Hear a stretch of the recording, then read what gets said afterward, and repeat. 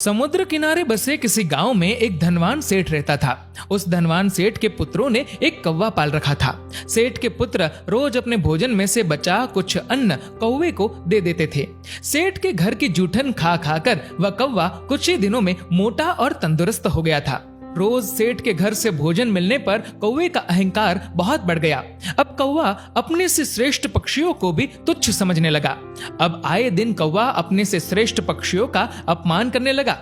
एक दिन समुद्र किनारे हंसों का जोड़ा उड़ता हुआ आया और एक पेड़ पर जाकर बैठ गया। हंसों का जोड़ा बहुत खूबसूरत था। हंसों की खूबसूरती देख सेठ के पुत्र हंसों की तारीफ करने लगे। ये बात कौवे को गवारा ना हुई। वह मन ही मन हंसों से ईर्ष्या करने लगा। हंसों से ईर्ष्या करते हुए वह दोनों हंसों में से जो सबसे ताकतवर हंस प्रतीत हुआ उसके पास गया।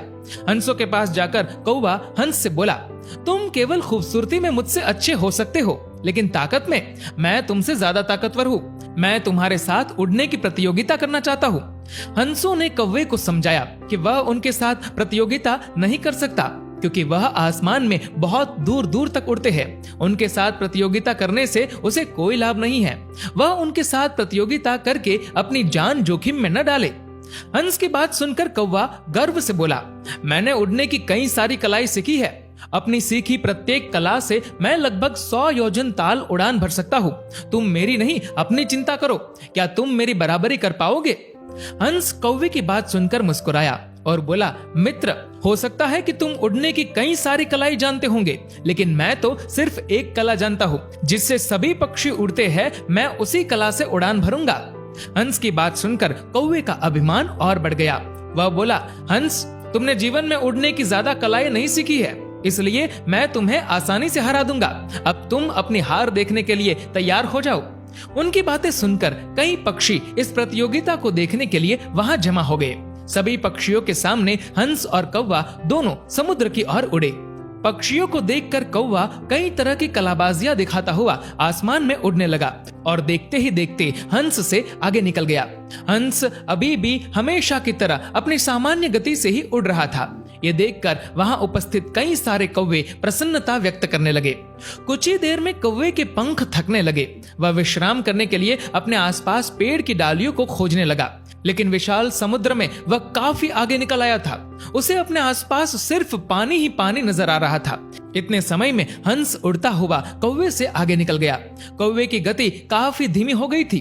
थकान के कारण अब उसके पंखों ने भी जवाब देना शुरू कर दिया था। अब कौवा पानी के सबसे करीब उड़ने लगा। कौवे के पैर अब पानी में डूबने लगे थे। कौवे को डूबता देख हंस कौवे के करीब आया और बोला, मित्र, तुम्हारे पैर और पंख बार बार पानी में डूब रहे हैं। ये तुम्हारी कौन सी कला है? हंस की बात सुनकर कौवा बड़े ही पछतावे के साथ बोला, मित्र, मुझे माफ कर दो। हम कौवे सिर्फ कांव कांव करना जानते हैं। हम भला इतनी ऊंची उड़ान कैसे भर सकते हैं? मुझे अपनी गलती का एहसास हो गया है। हे मित्र, मुझ पर दया करो, मैं डूबने वाला हूँ। कृपा कर मेरे प्राण बचा लो। जल में डूबते हुए अचेत कौवे को देखकर हंस को दया आ गई।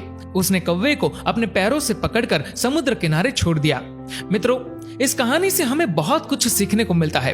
कहानी में कौवे के कांव कांव से भाव किसी ऐसे व्यक्ति से है जो हमेशा दूसरों में कमियां खोजता रहता है। खूबी और खामी दोनों ही होती है हर इंसान में। जो तराशता है उसे खूबी नजर आती है और जो तलाशता है उसे खामी नजर आती है। दोस्तों, इस वीडियो को लेकर आपकी क्या राय है नीचे कमेंट करके जरूर बताएगा। और अगर आपको ये वीडियो अच्छा लगा तो इस वीडियो को लाइक करेगा, शेयर करेगा ज्यादा से ज्यादा लोगों तक। और ऐसे ही और भी इंस्पिरेशनल वीडियोस के लिए सब्सक्राइब करें हमारे यूट्यूब चैनल को और फेसबुक पर फॉलो करें हमारे पेज को। धन्यवाद।